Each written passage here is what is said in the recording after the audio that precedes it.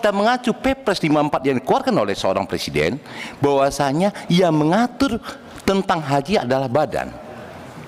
Jadi Bapak tidak lagi mengurus ini. Saya melihat di dalam materi ini pun tidak ada yang disinggung mengenai badan penyelenggara haji.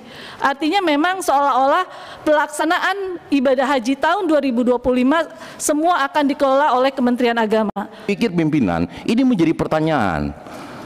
Beliau ini memahami atau tidak tentang Perpres nomor 152 perbedaan dengan Perpres 154.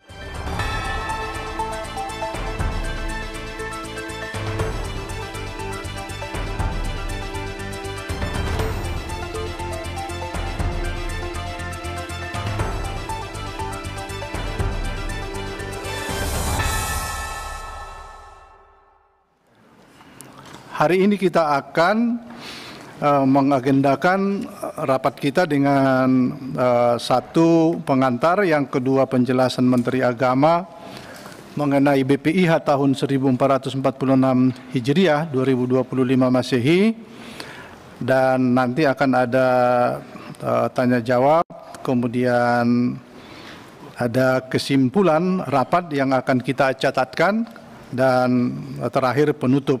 Apakah acara dapat disetujui? Interupsi pimpinan.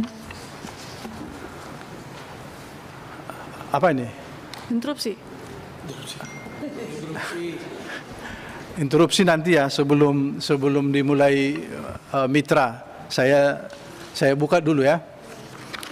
Sebelum kami persilakan Menteri menyampaikan, ada anggota yang interupsi. Kami persilakan. Terima kasih pimpin. Assalamualaikum warahmatullahi wabarakatuh. Yang saya hormati dan saya banggakan pimpinan beserta anggota Komisi 8, Bapak Menteri beserta jajaran Kementerian Agama. Dengan tidak mengurangi rasa hormat, saya harus menyampaikan kepada Pak Menteri beserta seluruh audiens yang ada di sini, saya selaku perwakilan dari fraksi PDI Perjuangan merasa bahwa rasanya kita masih belum bisa menerima untuk pembahasan BPIH pada hari ini. Karena menurut fraksi PDI Perjuangan kita masih melihat adanya inkonsistensi dan ketidakjelasan. Untuk pembahasan BPIH ini kira-kira akan dibahas oleh Kementerian Agama, apakah akan dibahas oleh badan?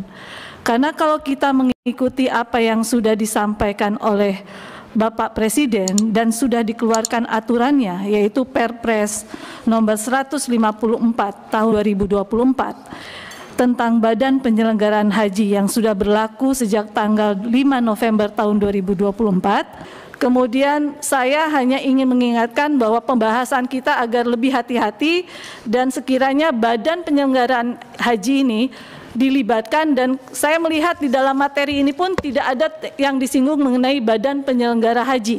Artinya memang seolah-olah pelaksanaan ibadah haji tahun 2025 semua akan dikelola oleh Kementerian Agama. Mungkin itu saja pimpinan, terima kasih. Ketua, ini ada dua Perpres. Pertama Perpres 152, yang di sini penyelenggaranya adalah Kementerian Agama Dirjen PHU. Kemudian ada Perpres lagi 154. Di sini tentang penyelenggaraan haji itu fungsinya itu adalah BPH, Badan Penyelenggaraan Haji. Apa yang dipaparkan beliau itu seolah mengesampingkan BPH ini. Sementara perintah terakhir dari Presiden itu Perpres 154. Biasanya perintah terakhir itu biasanya yang diikuti gitu. Jadi kesimpulan kami Pak Ketua, sebelum internal mereka selesai dulu, kita jangan bahas dulu BP ini Pak. Baik, demikian, terima kasih. Wassalamualaikum warahmatullahi wabarakatuh.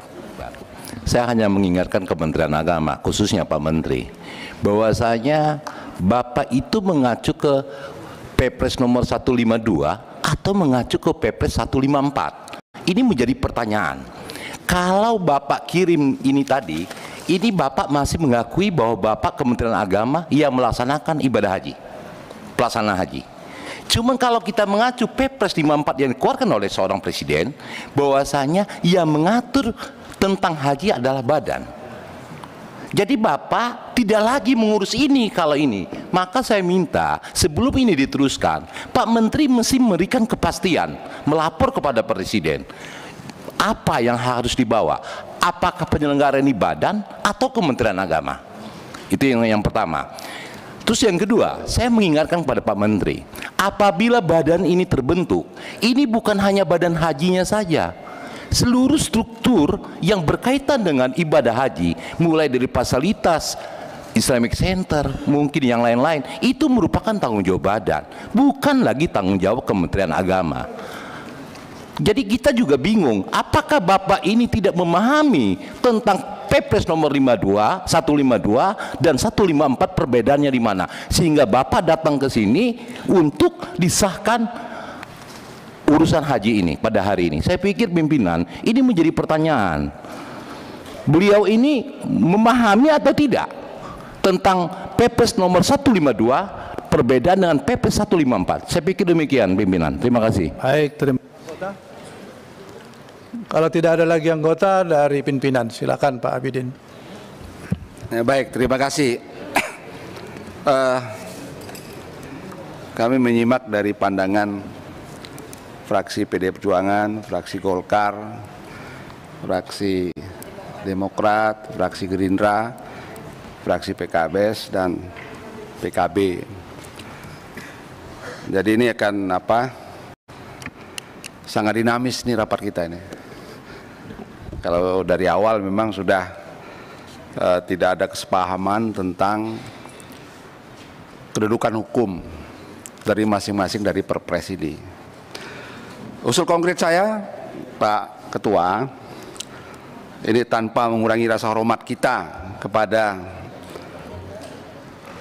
Menteri Agama yang sudah hadir, yang juga didampingi oleh para dirjen-dirjen yang ada, dan usul yang arif dan bijaksana, saya sebagai pimpinan mengusulkan, tapi terserah kepada teman-teman yang hadir, khususnya teman-teman DPR, saya usulkan untuk menunda dulu lah.